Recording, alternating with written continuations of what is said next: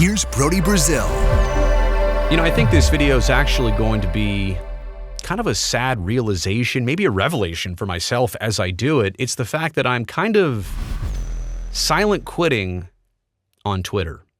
And for me, Twitter was the first major social platform that I used for my work. It was a great way to disseminate information. I got on early, so the followers were there, the audience was there. It felt purposeful for so long because there wasn't really another way to get news and information out there. And let's be honest, Twitter itself, not just social media, but Twitter itself has totally changed the way that people get their news and information, sometimes for the better, sometimes for the worse.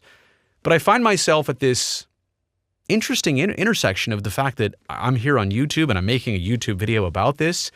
I love YouTube a lot, and it's gotten me to basically want to say, I'm not quitting Twitter. I'm not just going to up and leave overnight. I think for me, there's already an audience there. There's some value to being around. I'm still a lurker. I'm still looking at it, but I don't know how much I have or even want to bring to that platform anymore. And there's so many things that just kind of turn me away from it. It's not even just my own doings. It's what I'm realizing about the platform. There is so much graphic content on there these days. I don't feel like Twitter was always like this. Are we hitting an all-time high? I mean, I feel like within the last just couple years alone, I've seen people get robbed and murdered and just things that I don't even really want to go into here because of the darkness of them. But I mean, and without any warning, you're about to see this. There's no, hey, are you sure you want to click on this? At least Instagram has a sensitivity warning. Twitter, it's like, I'm just looking for a baseball score. Whoa.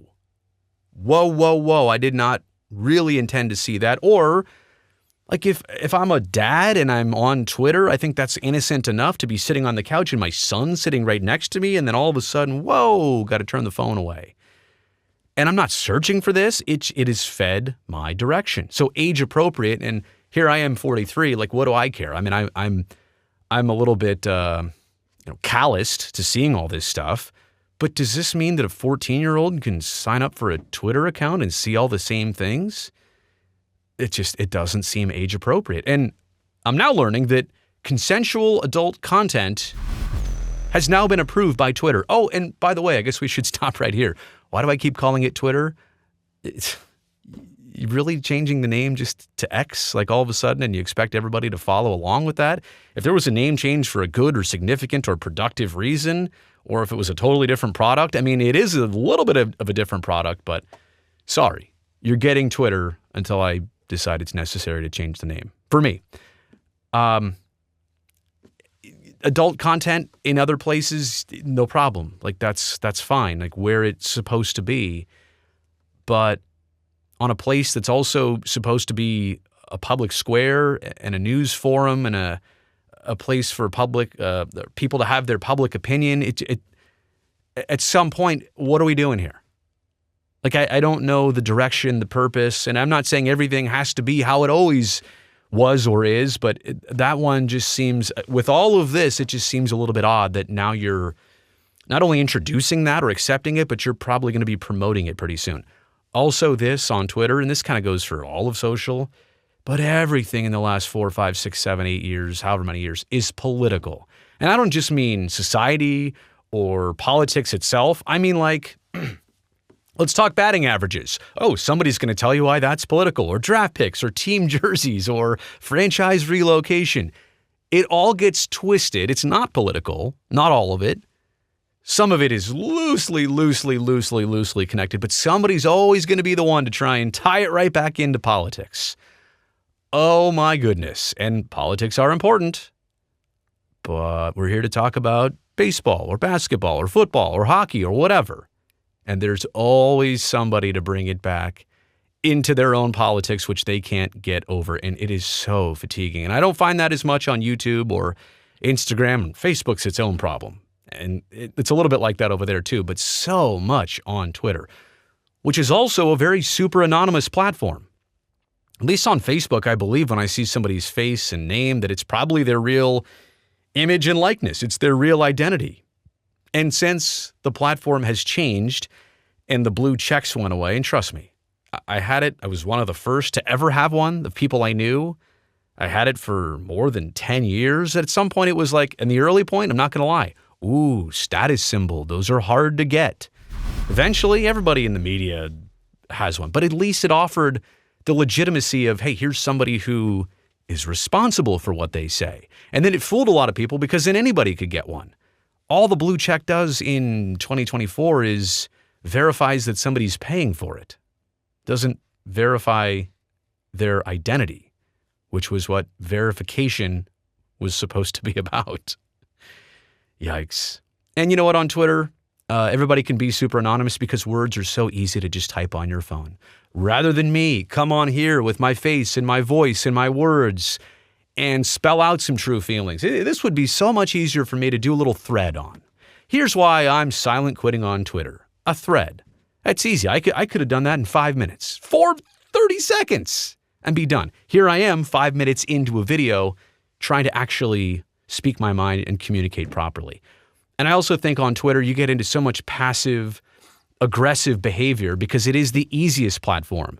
And the tweets are limited to, for most, to 280 characters. So it forces stronger word usage. It makes you get right to the point. It makes people more likely to gaslight others, to bully and abuse and harass. I mean, it's the nature of the platform. And if you're telling me, well, it's not all bad, you're right. But there's enough bad to make it really soured right now. And oh yeah, everyone is an expert on every topic. When something happens across the world, everybody all of a sudden is an expert on that subject.